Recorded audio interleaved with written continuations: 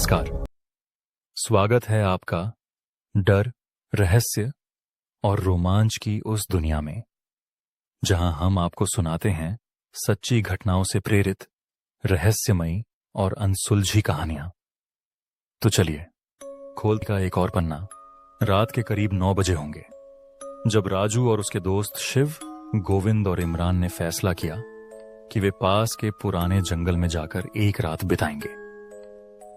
गांव में कई दिनों से अफवाह थी कि उस जंगल में भूत है जो रात में अकेले घूमने वालों को उठा लेता है। कई चरवाहे और लकड़हारे गायब हो चुके थे, लेकिन किसी को उनका कोई सुराग नहीं मिला। गांव वालों ने जंगल जाना लगभग छोड़ ही दिया था, लेकिन राजू और उसके दोस्तों को यह सब मजाक लगता था। राजू हमेशा से बहुत बहादुर और जिद्दी किस्म का लड़का था। उसका मानना था कि भूत प्रेत सिर्फ कहानियों में होते हैं। उसने अपने दोस्तों को भी मना लिया कि वे सब मिलकर उस जंगल में रात गुजारेंगे और लोगों को साबित करेंगे कि वहां कुछ भी नहीं है। शाम ढलते ही वे सब अपने अपने बैग में खाने पीने की चीजें, टॉर्च और माचिस लेकर निकल पड़े। जंगल गांव से लगभग 3 किलोमीटर दूर था। रास्ता सुनसान था। चारों ओर सिर्फ झींगुरों की आवाज और दूर कहीं कहीं कुत्तों के भौंकने की आवाज आ रही थी। जब वे जंगल के किनारे पहुंचे तो रात का अंधेरा पूरी तरह छा चुका था। चांद बादलों में छुपा हुआ था और टॉर्च की रोशनी के अलावा कुछ भी दिखाई नहीं दे रहा था। जंगल में घुसते ही एक अजीब सी सिहरन उनके शरीर में दौड़ गई। पेड़ों की शाखाएं हवा में अजीब तरीके से हिल रही थीं, मानो कोई कुछ कह रहा हो। लेकिन राजू ने मजाक करते हुए कहा, "ये पेड़ नहीं, भूत बोल रहे हैं।" सब हंस पड़े, लेकिन उनके चेहरों पर हल्की चिंता भी थी। उन्होंने जंगल के बीचों बीच एक खुली जगह पर डेरा जमाया। चारों ने मिलकर लकड़ियां इकट्ठा की और एक छोटा सा अलाव जलाया। कुछ देर तक वे खाना खाते रहे, बातें करते रहे और डरावनी कहानियां सुनाते रहे। रात के करीब 11 बजे अचानक पास के झाड़ियों में कुछ सरसराहट हुई। सब चौंक गए। शिव ने टॉर्च उस ओर फेंकी, लेकिन वहां कुछ नहीं था। शायद कोई जानवर होगा, इमरान बोला। सब ने सहमति में सिर हिलाया और दोबारा बातें करने लगे। लेकिन फिर वही आवाज, इस बार कुछ ज्यादा करीब और ज्यादा तेज। गोविंद घबरा गया। "राजू, चलो वापस चलते हैं, मुझे अच्छा नहीं लग रहा।" राजू ने उसका मजाक उड़ाया। "अरे डरपोक, कुछ नहीं है। अगर डर लगता है तो भाग जा।" तभी एक जोर की चीख जंगल में गूंजी। सभी एक साथ खड़े हो गए। टॉर्च चारों ओर घुमाई गई, लेकिन कुछ दिखाई नहीं दिया। अब उनके चेहरों की हंसी गायब हो चुकी थी।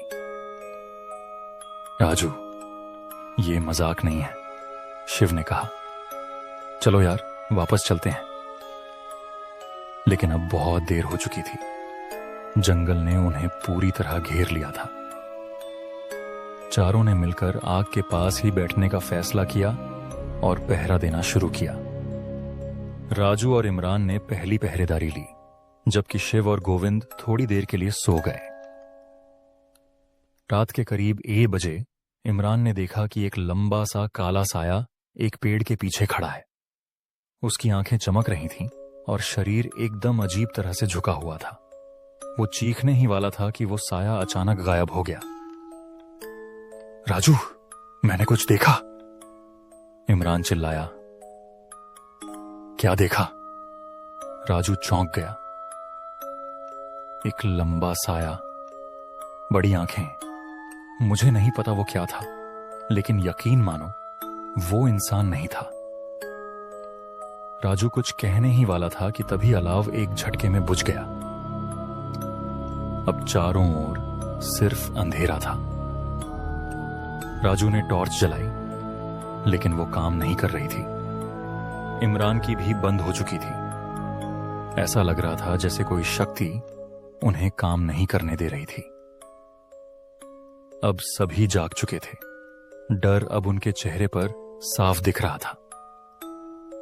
हमें भागना होगा, गोविंद चिल्लाया, लेकिन भागने के लिए रास्ता भी नहीं दिख रहा था।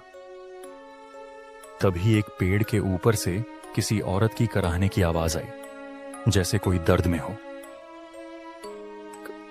कौन है? गिबस शिव ने कांपती आवाज में पूछा। कोई जवाब नहीं आया, लेकिन आवाज अब पास आती जा रही थी। चारों ने डर के मारे आंखें बंद कर लीं।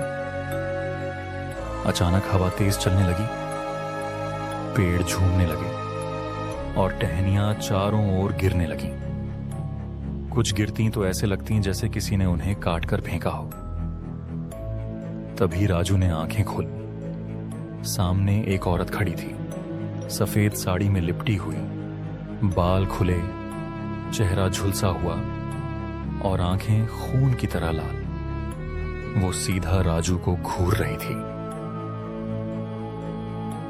कौन हो तुम? राजू ने कांपते हुए पूछा। औरत बोली नहीं, बस धीरे धीरे हवा में तैरती हुई राजू की ओर बढ़ने लगी। राजू ने भागना चाहा, लेकिन पैर जैसे जमीन से चिपक गए थे। शिव, गोविंद और इमरान बेहोश हो चुके थे। अब सिर्फ राजू और वो औरत। औरत ने धीरे से कहा, तुमने मेरी नींद तोड़ी, अब तुम मेरी जगह लोगे। राजू चीखना चाहता था, लेकिन उसकी आवाज गले में ही अटक गई। अगली सुबह गांव वाले जंगल के पास कुछ आवाजें सुनकर पहुंचे। वहां एक अधजली लाश पड़ी थी, 3 लड़के बेहोश पड़े थे और चौथा राजू कहीं नहीं था। कई दिन ढूंढने के बाद भी राजू का कोई सुराग नहीं मिला। गांव वालों का कहना है कि अब जब भी कोई रात में जंगल के पास जाता है तो उसे एक अजीब सी हंसी सुनाई देती है और कोई साया पेड़ों के पीछे छिपकर उसे देखता है। शिव, गोविंद और इमरान तो गांव वापस लौट आए, लेकिन वे कभी पहले जैसे नहीं रहे। उन्होंने किसी से भी उस रात की बात नहीं की, बस इतना कहा, भूत मजाक नहीं होता। आज भी वो जंगल वीरान है।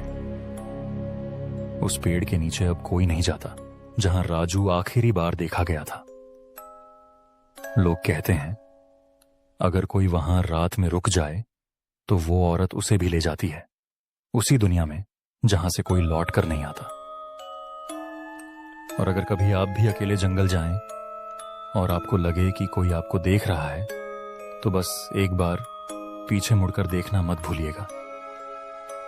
शायद वो अब भी वही है, आपकी राह देख रही है।